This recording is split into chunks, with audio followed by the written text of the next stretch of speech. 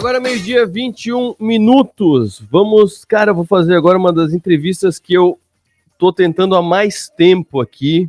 Salvo engano, eu tô tentando desde o ano passado trazer esse pessoal aqui para falar, porque eu acho que é um dos negócios mais inovadores dos últimos tempos no mercado de capitais brasileiro, porque quebra um problema muito grande que a gente tem na Bolsa Brasileira, que é o fato de que é caro e é difícil para uma empresa chegar na Bolsa. Não é à toa que no Brasil a gente só tem empresas grandes, muito grandes, na Bolsa de Valores, porque é uma contabilidade específica que tem que ter e a tributação do Brasil é complexa demais. Tem custos com banco, tem custos com a CVM, tem custos com a própria B3, que é a Bolsa Brasileira, a única Bolsa Brasileira que a gente tem hoje. Então é difícil, é muito difícil para as empresas entrarem na Bolsa de Valores. Aí apareceu a B4, e a B4 apareceu na minha visão, e eu vou primeiro apresentar o que eu vejo e o que eu construí na minha cabeça como visão da B4, e a gente vai explicar o que é verdade e o que é só impressão. A B4 apareceu como uma pré-bolsa, ou uma bolsa mais acessível, uma bolsa mais preparada para receber as empresas menores, principalmente startups que começam pequenas, mas com potencial gigantesco e que precisam de investimento, e é isso que as empresas buscam na bolsa. E aí a primeira pergunta é: o que é a B4? Ela é um mercado diferente? Ela é uma bolsa? Ela é uma plataforma? Ela é uma exchange? Ela é um fundo de investimento? O que é a B4? Para responder essa primeira pergunta da conversa, eu tenho o prazer de trazer ao programa ao vivo, e você vai ver depois em vídeo também, que a gente vai publicar nesse fim de semana o vídeo, Rodrigo Fisman, sócio fundador e chairman da B4. Rodrigo, muito boa tarde. Boa tarde, Arthur. Boa tarde a todos os ouvintes. É um prazer estar aqui com vocês. A B4 ela é efetivamente uma espécie de nova bolsa, Arthur. A gente é uma nova infraestrutura de mercado feita de brasileiros para brasileiros, exatamente aí para a gente democratizar o mercado de capitais, o mercado financeiro para o pequeno e médio empresário, que é quem move esse país. E sobre essa questão de plataforma, eu já vi, por exemplo, plataformas que não são a B4, que trabalham com tokenização de ações de empresas ou de pedaços de empresa. O que disso é verdade da B4? Como é que ela se encaixa no mercado de investimentos? Maravilha. Acho que a principal maneira de diferenciar a B4 das outras plataformas, e cada um tem o seu papel, né? É que, diferente de uma tokenizadora, de uma plataforma de tokenização, a B4 ela é uma nova infraestrutura do mercado financeiro, né? E aí, o que é uma infraestrutura do mercado financeiro? Igual a gente tem infraestrutura aeroportuária, que você tem lá o aeroporto, etc. No mercado financeiro você tem uma figura chamada de infraestrutura que estão por trás do funcionamento do mercado. Então a gente se posiciona dessa forma, né? A gente viabiliza que companhias menores consigam tanto, se fala muito de IPO, né, de abrir capital, etc., Isso. mas assim, tanto fazer um IPO, como também acessar dívida no mercado de uma forma diferenciada e mais barata, que é algo legal para a gente explorar também. Mas no final do dia, como é que a gente está se diferenciando? A gente é essa nova primeira infraestrutura que você tem ações negociadas em corretoras no Brasil que não na B3. E isso é algo que nunca antes na história desse país tinha acontecido. É algo que já você vê muito claramente nos Estados Unidos, já há muitas décadas. Você vai lá nos Estados Unidos, você compra uma ação da Apple, ela está sendo negociada na Nasdaq. Você compra uma ação da ExxonMobil, ela está sendo negociada na NYSE. E tudo isso na mesma plataforma de negociação, no mesmo home broker, e em setembro de 2024. Foi a primeira vez na história do Brasil que você teve isso, ações negociadas na B4, no mesmo ambiente de negociação que ações negociadas na B3. Então, esse é um dos principais diferenciais que a B4 traz em termos de tecnologia. A gente usa, assim, blockchain, né, a tecnologia de DLT, que não tem nada a ver com criptomoeda, é o uso da tecnologia, né, para reduzir custos operacionais. E um diferencial muito forte que a gente trouxe, foram anos, Arthur, trabalhando, assim, a gente ficou quase 7 anos trabalhando junto da CVM, desenvolvendo estudos, análises, etc., e provando na prática que o Brasil precisava de uma nova regulamentação para as pequenas e médias empresas acessarem mercados de capitais. Esse marco regulatório veio no mês passado, dia 3 de julho, a CVM publicou o novo regime, o Fácil, e agora o mercado para as pequenas e médias empresas ele é fácil. Assim, ouso dizer que talvez seja o marco regulatório mais relevante desde a lei das SAs lá em 76. Dá para dizer que o Fácil entrou para o mercado de investimentos como entrou o regime simples das empresas para a regulamentação das empresas? Porque uma das grandes facilidades da Simples é que não tem que ficar calculando vários impostos, PIS, COFINS, sobre faturamento, 1% só, tal. Então, ele realmente chegou para simplificar. O Fácil, ele chega nesse ponto também de tirar complexidade? Tira muita complexidade. Pô, gostei da analogia, vou te parafrasear nas minhas próximas conversas aqui. E é exatamente isso. Assim, o mercado tradicional, Arthur, ele exige muito de uma companhia, né? Então, exige 3 anos de auditoria, exige uma série de procedimentos ali e exigências de governança que não cabem no bolso de uma companhia que fatura até 500 milhões de reais. E que não quer dizer que com essas dispensas que o Fácil está concedendo, que a empresa não vai ter que ter governança. Não é isso. É que a gente conseguiu trazer um equilíbrio, né, para o que faz sentido para uma companhia de menor porte e para o que faz sentido para uma companhia de maior porte, e sem reinventar a roda. Acho que uma mensagem super importante é essa, da onde nasce a ideia da Before, de fazer o Fácil, etc., é olhando a experiência que funcionou nos Estados Unidos, funcionou no Canadá, em Londres, na Coreia do Sul, na Austrália, na Polônia, enfim. Então, a gente só foi lá fora olhar, copiar, né, e tropicalizar para o nosso cenário aqui de Brasil e fazer com que uma companhia que fatura 200 milhões de reais não tenha que ter o custo, né, regulatório de uma companhia que fatura 10 bi. Essa é a principal diferença. E aí, o que isso, né, possibilita? Possibilita que uma companhia, sociedade anônima, que fature até 500 milhões de reais, se lixe na Before. Ela não é obrigada a emitir ações, a fazer um IPO. Ela pode se listar na Before e captar dívida, por exemplo, direto com o banco dela, que ela já tem o banco de relacionamento. E aí você vai, né, perguntar, pô, mas por que isso? Por que eu, como empresário, se eu já acesso lá direto o banco? Porque você, como uma empresa listada, o banco vai te olhar diferente, ele vai enxergar a tua governança e vai te dar o crédito mais barato efetivamente. Porque ele vai estar numa posição de investidor da tua dívida e não de credor na atividade core dele de banco. Então tem benefícios, né, que você, como empresário, consegue não só de vender ações. Você não é obrigado a acessar o mercado de capitais só para fazer um IPO ou vender ações. Tem essa parte também, que é super legal, enfim, e pode fazer sentido para muitos empresários, mas tem alguns empresários que falam, não, sócio eu não quero ter. Tudo bem, o mercado de capitais também funciona para esse perfil de empresário, você conseguindo acessar dívida de forma mais barata para investir nos seus projetos, fazer crescimento na sua companhia. E tu citou o mercado americano, que tem 2 principais bolsas, que é a bolsa tradicional, que é a NYSE, né? New York Securities Exchange, e a Stock Exchange, e a Nasdaq, que é a de tecnologia. E realmente pega, por exemplo, até a Avenue, que é uma corretora brasileira nos Estados Unidos, você investe em ações das duas e nem sabe, às vezes a gente nem sabe em qual das duas que tá, só sabe em quem está investindo. Já estamos nesse ponto com a Before também, estando ligado a plataformas como XP, BTG, essas são as principais do Brasil, né? Hoje, no home broker da Genial Investimentos, você acessa no mesmo home broker, acontece exatamente isso que você falou, esse exemplo. Você não sabe onde você está operando. Se você, talvez muitos de vocês possam conhecer uma empresa chamada MaisMu, uma vaquinha de snacks saudáveis. O ticker é MU4. Se você entrar no home broker da Genial e procurar lá MU4, você vai encontrar a ação da MaisMu sendo negociada no mesmo ambiente que você compra Petrobras, Vale, Azul, Pets, enfim. Exatamente como acontece lá fora, como esse exemplo da Avenue que você deu.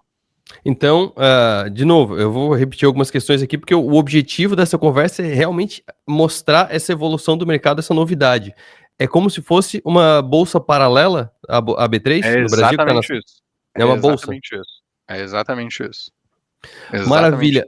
E como é que fica a questão junto à CVM, as ações da MU? Eu acho que a empresa mais famosa que está na Before é a MU, né? Exato, Até porque a gente vê no mercado, tá espalhado pelo Brasil inteiro.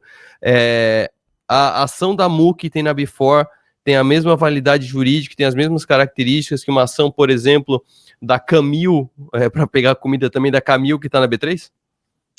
Totalmente. E acho que é o que é legal de contar dessa história da Masmu, né?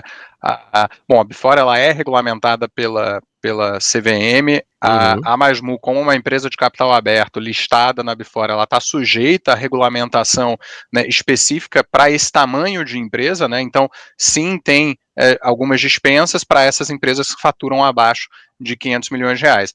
E o caso da Masmu é super interessante porque a Masmu fez o IPO dela na Before em maio de 2023, foi concluído o IPO.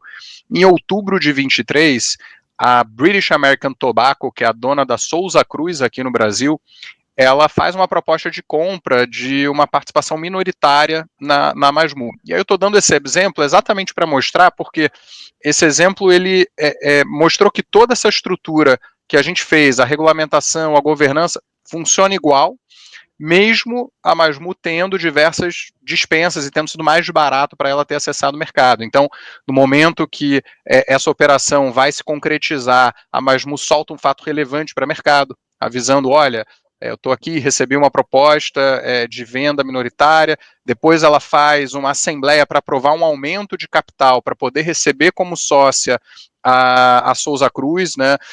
Na sequência, dá o direito de preferência para que todos os investidores, os acionistas minoritários, possam acompanhar essa operação. Então, todo o rito seguiu exatamente como se fosse, por exemplo, o mesmo caso na Camil aí que você comparou. Tanto pelas questões da CVM quanto pelas questões próprias da Before, que requisitos são necessários que a empresa cumpra para ser listada? Vamos lá, os principais, a empresa ser uma sociedade anônima e a empresa ter o último ano auditado por um auditor independente CVM. Esses são os dois principais requisitos. Os outros requisitos, eu diria que todos eles são importantes, mas eles não vão gerar um custo relevante para a companhia. A companhia vai ter que ter o seu estatuto adaptado para a realidade de ser uma companhia aberta. A companhia vai ter que, depois que ela se torna uma companhia aberta, né, tomar o cuidado com o que ela está falando numa entrevista como essa, num podcast, enfim, porque isso, né, pode afetar ali o preço, a negociação das ações. Então, custo mais a gente não fazer esse tipo de entrevista quando o mercado está aberto, faz só quando o mercado está fechado. Tem essa necessidade de soltar fato relevante, por exemplo, de alguma informação que possa impactar o preço dos ativos, enfim. Mas esses dois pontos, que é a companhia ser uma sociedade anônima e estar auditada, são os principais. E acho que uma mensagem muito importante de passar, Arthur, para os empresários, você que é um pequeno e médio empresário que está nos ouvindo, enfim, você virar uma sociedade anônima e passar a ser auditado deveria ser um objetivo seu, independente de você querer abrir capital ou não. Então, uma provocação que eu faço para os empresários é, quem nunca toparia vender a empresa?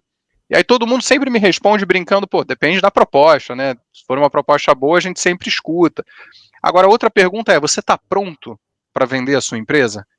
E a grande maioria não está. Você hoje passaria por uma diligência de um investidor relevante, institucional, se entrasse uma série de auditores na empresa para você poder, né, passar por esse processo para vender a sua companhia, receber um checão legal, enfim, a grande maioria não está. Então, o processo que você passa de se tornar uma sociedade anônima, de passar por uma primeira auditoria, ele é um amadurecimento importante para qualquer negócio que você vai fazer. Mesmo que você não queira vender sua empresa, seja para você fazer a sucessão da empresa, né, para os filhos, enfim, fazer uma organização patrimonial. Então, são condições necessárias. Então, a gente incentiva muito que os empresários, né, busquem esse objetivo, e isso vai te facilitar não só para fazer um IPO, se for o caso, como eu comentei também, para você conseguir acessar crédito mais barato no mercado. Tu tem em números qual é a menor empresa que tem listado na Before, até para mostrar o quão acessível é? Tu falou Perfeito. 200 milhões para... A gente está em Criciúma, então em Criciúma não deve ter muitas empresas que faturam 200 milhões, mas você pega o Brasil inteiro, é um ecossistema gigantesco, né? Gigantesco. A gente tem no Brasil 380 mil, aproximadamente, tá? 380 mil empresas que faturam entre 10 e 500 milhões de reais ano. Eu chutaria, assim, eu tive a oportunidade de rodar muito o Brasil, Arthur, eu chutaria que em Criciúma a gente deve ter um número de empresas que fatura entre 50 a 500 milhões de reais, que não deve ser desprezível, tá? Não, previsível não. Né, deve ter um número relevante aí de empresas com esse range de faturamento. A gente tem empresas na Before que faturam da ordem de 20 milhões de reais, tá? Então a gente olha para principalmente companhias que faturam de 10 a 500. Esse é o foco, apesar da regulamentação nova, né, do fácil não exigir um mínimo de faturamento da companhia, por esses requisitos de você tá auditado, ser uma sociedade anônima, que não é um custo absurdo, mas 10 milhões de reais é um bom faturamento ali em termos de maturidade para essa companhia conseguir estar acessando o mercado.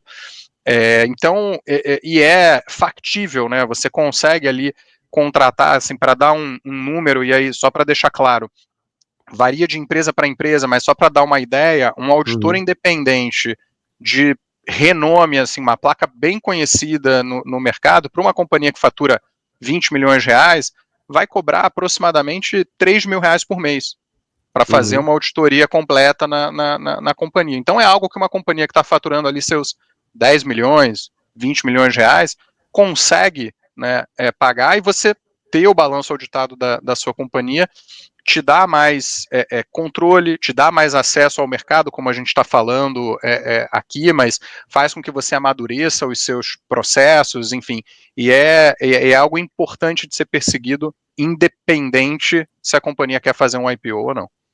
No caso da companhia listada na Before, é uma pergunta que veio aqui de um amigo meu, inclusive, pelo WhatsApp. Distribui dividendo também? Distribui dividendo também. Tem que seguir a obrigatoriedade de distribuição de dividendo, né? E segue a Masmu já distribuiu os dividendos. Tem uma companhia listada que é de Curitiba, a Eletroenergia, que já distribuiu dividendos também. Então você tem ali os 25% obrigatórios que tem que ser distribuídos, e fora isso, a companhia pode, nas suas assembleias, aprovar distribuições maiores. Sobre a entrada das empresas, imagino que vocês tenham um contato com as empresas, com cada uma que vai entrar, a ponto de saber por que elas estão se listando. Porque buscar crédito é algo que é mais lógico a gente entender, precisa de um dinheiro agora, depois paga e se livra. Mas quando a empresa entra na bolsa, ela vai trazer pessoas para dividir o resultado ad eternum, né, pelo resto da vida. Quais são os motivos que levam as empresas a tomarem essa decisão? Legal. Eu acho que aqui a Masmu ela acaba evidenciando isso também de forma muito, muito clara, né? Que ela tinha realizado captações no crowdfunding, plataforma de crowdfunding, então ela tinha mais de 200 investidores, e ela não era uma empresa não é, né, uma empresa de tecnologia que conseguiria levantar dinheiro com fundos de venture capital, enfim. Então o caminho dela para receber investidores seria talvez o caminho tradicional ali de um fundo de private equity, né, um fundo de capital fechado ali que vai investir na companhia. Só que muitos desses fundos, a grande maioria, quer comprar o controle da companhia.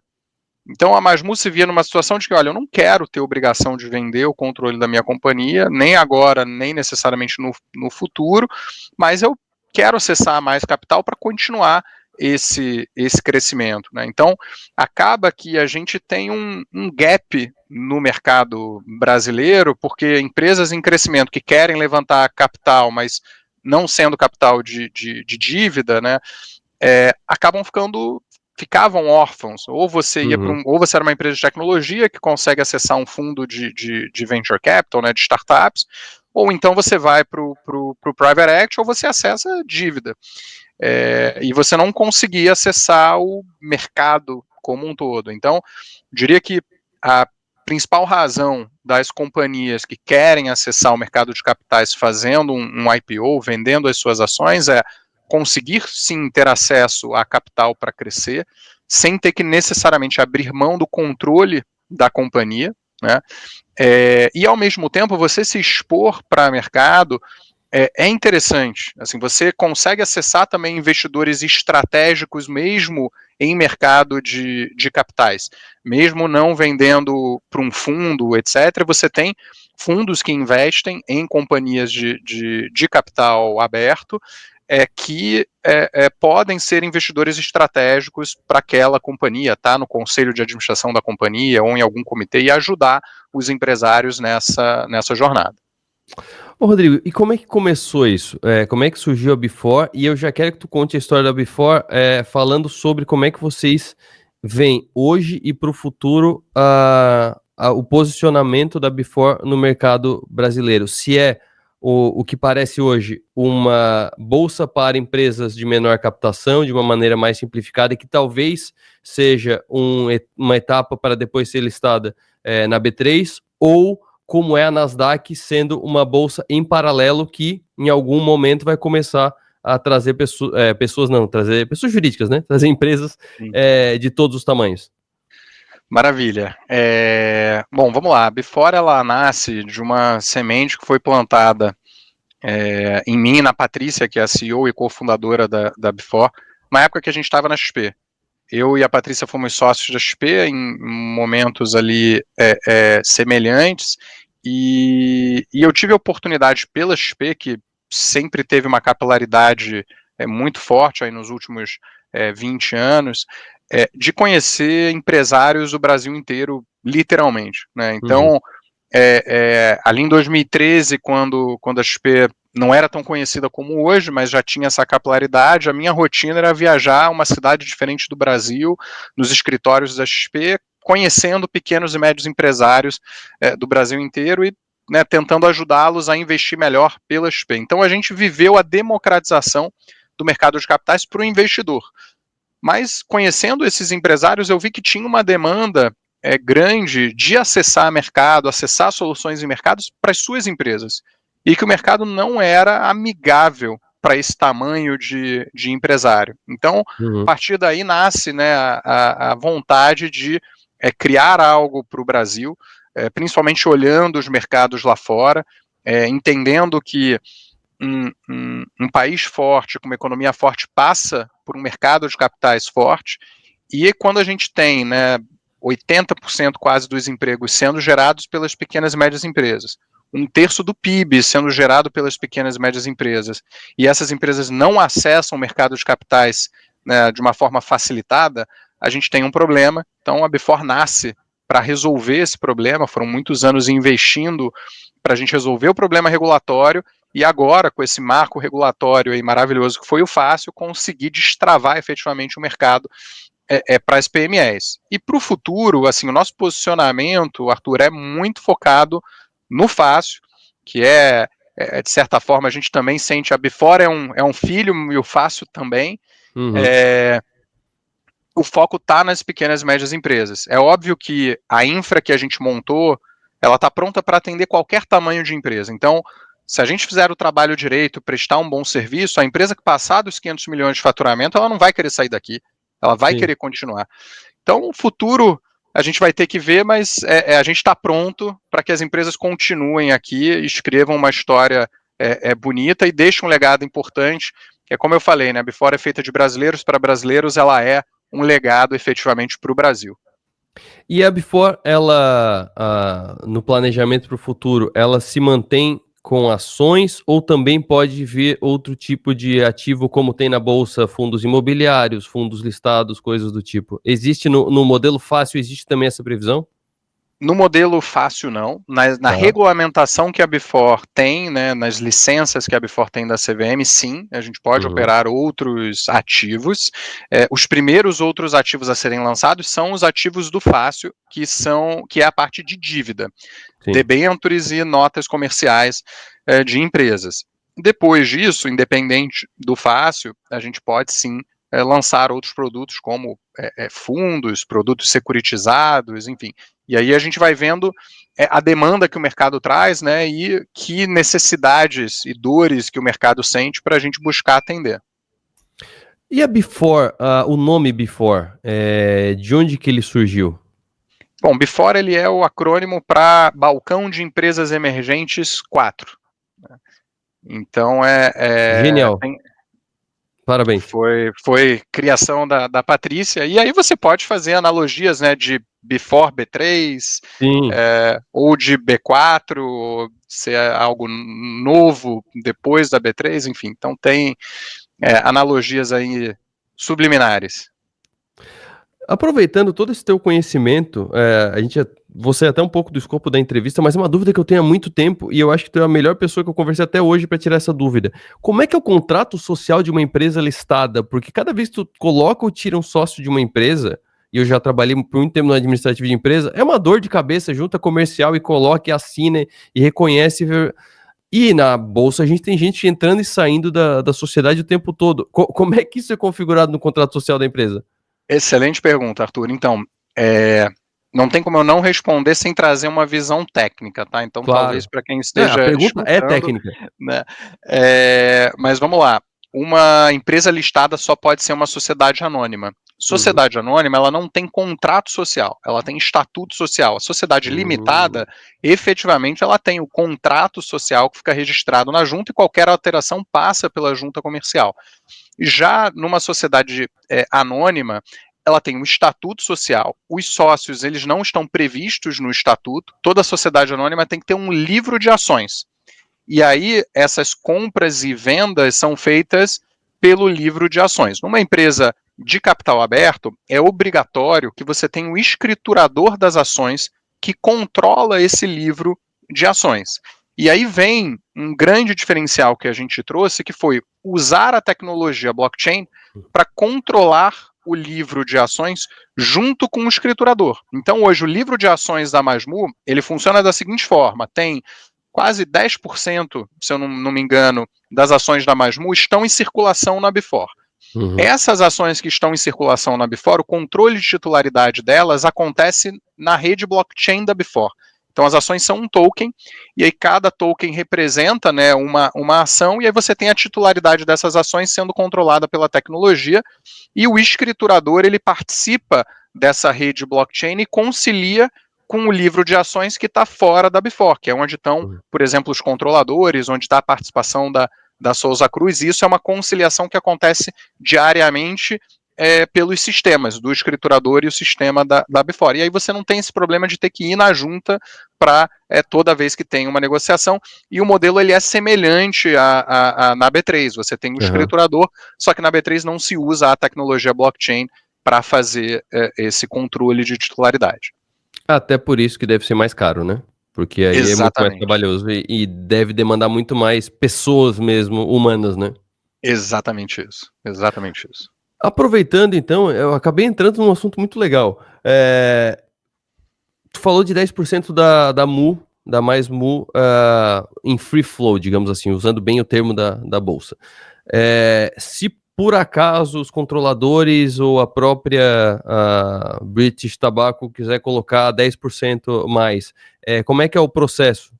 Porque pelo que tu explicou, essas ações não estão no giro, né? Teria que colocá-las no giro. Como é que é esse processo? Exatamente. A regulamentação, ela permite tanto você sair de free float, tirar ações de circulação, como colocar ações em circulação. Então, aqui na Before, a gente chama que quando você vai colocar ações em circulação, você tokeniza as suas ações, porque efetivamente é um processo de tokenização. Então, quando o fundador da Masmu quer colocar mais ações em circulação para vender, ele tokeniza as ações, elas saem lá do livro escritural, e elas entram aqui na Before e passam a estar disponíveis para serem negociadas no ambiente da Before. E o inverso é verdadeiro também. Se eu sou um acionista da Masmu e falo, não quero mais ter essas ações disponíveis para negociação na Before, eu posso sair levar para o livro, para o escriturador e ficar lá no livro de ações. E isso vale para qualquer bolsa, né? Então, na B3, se você compra uma ação da Azul, do Itaú, você pode ligar lá e falar: eu não quero ter essa ação aqui, quero levar isso para o livro escritural. Você não vai poder negociar a ação, mas comprei, quero deixar no livro e não quero negociar. É uma possibilidade, isso está previsto, né, na regulamentação. Tu citou a Genial como plataforma, como corretora que já transaciona pela Before. Eu vi aqui no site também que tem o Private Bank do Itaú também. Exatamente. As duas hoje corretoras que negociam ações no ambiente da Before é a Genial e a corretora do Itaú Private Bank.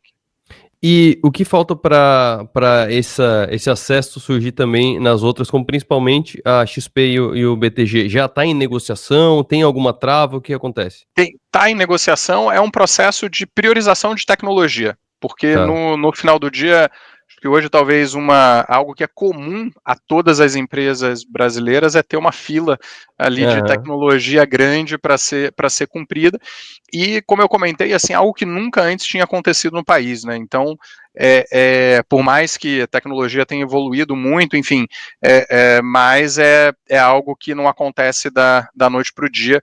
Então, mas muito em breve a gente vai ter aí novas corretoras no ambiente, participando do ambiente de negociação da Before. Mas é na tecnologia, é na fila deles, é na fila da Before ou é nas duas filas? É na fila dos participantes como um todo. A Before está pronta para conectar N participantes. O API está pronto. Exatamente isso. Tá, e a Before em si tem uma plataforma ou quem quiser investir na Before tem que ser pela Genial e pelo Itaú? Excelente pergunta. A gente não tem uma plataforma, tem que ser necessariamente pela Genial e pelo Itaú. Assim, foi uma decisão que a gente tomou, mas é hoje como a regulamentação também está desenhada, né? Você tem a infraestrutura de mercado e você tem as corretoras ou distribuidoras de títulos e valores mobiliários. Maravilha. Rodrigo, muito obrigado por essa aula. Além de apresentar a Before, a gente apresentou um novo mercado e até a gente apresentou a Fácil. A gente acabou não tendo tempo de aprofundar muito. Pode ser que a gente volte a conversar para falar especificamente sobre a regulamentação nova que facilita o acesso às empresas, mas muito obrigado por explicar para a gente como é que funciona uma bolsa pelos bastidores. Não, obrigado a você. Eu queria passar uma mensagem para todos os pequenos e médios empresários de Criciúma. Sigam as redes sociais da Before, que em breve, em algumas semanas, a gente vai lançar um programa inédito aqui no Brasil, que a gente vai premiar as melhores pequenas e médias empresas, tá? Com assim, prêmios que vão chegar a R$2 milhões. Então, se você é um pequeno e médio empresário, passa a seguir @BEE4. Tá? Segue a gente no Instagram, LinkedIn, enfim, que a gente em breve vai lançar esse programa inédito, e aí eu volto aqui, Arthur, para falar com você e contar mais esse programa para a turma. Combinado. Conversei com o Rodrigo Fisman, que é sócio fundador e chairman da Before. A Before, que é um mercado diferente, um mercado paralelo à B3 para você negociar ações. A empresa que a gente citou aqui algumas vezes, que foi a que mais me chamou a atenção, é a Mais Mu, que você vê no supermercado, ali na seção de comidas saudáveis e whey e semelhantes. Tem ali a Mais Mu, que é uma das empresas que está ali. É um novo mercado surgindo, aproveitando uma nova regulamentação que surgiu, que vai abrir o mercado de ações e o mercado de investimento em geral, porque a gente falou de dívida também, todo esse mercado que só as grandes, gigantescas empresas têm, agora está sendo aberto de maneira, por meio da regulamentação e por meio também da tecnologia, está sendo aberto para as outras empresas, algo que já acontece nos Estados Unidos há muito tempo e que faz falta aqui no Brasil, por isso que a gente tem tão poucas empresas disponíveis, com ações disponíveis no mercado. Espero que você tenha gostado dessa entrevista. Com essa entrevista eu encerro 60 minutos dessa sexta-feira, e essa entrevista também estará em vídeo nesse fim de semana no 48.com.br e no canal de 60 minutos no YouTube. Se você está acompanhando pelo YouTube, então passeie pelo nosso canal, que tem muitas entrevistas muito legais. A semana passada a gente falou sobre criptoativos, a gente falou sobre a Egea, então uma empresa que não é listada, mas é da Itaúsa e que trabalha com saneamento básico. A gente falou sobre como nascem as debêntures, a gente está falando sobre o bastidor de bastante coisa, né? Debênture e criptoativo, uma nova bolsa brasileira. Então passeie pelo nosso canal, que tem muita coisa da melhor qualidade, e eu fico por aqui. Até mais.